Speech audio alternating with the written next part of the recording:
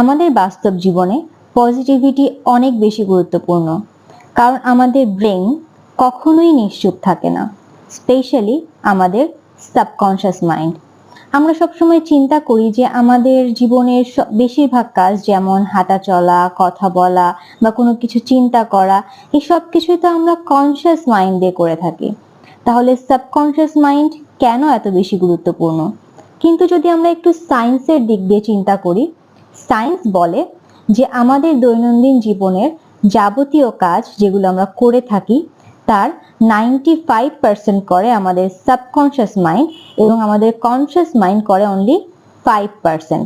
তবে আমাদের কনশিয়াস মাইন্ডের ক্ষমতা আছে যে সে তার নিজস্ব থটস দ্বারা সাবকনশিয়াস মাইন্ডকে প্রভাবিত করতে পারে। আমি আমার নিজের ক্ষেত্রে এমনটা অনেক দেখেছি যে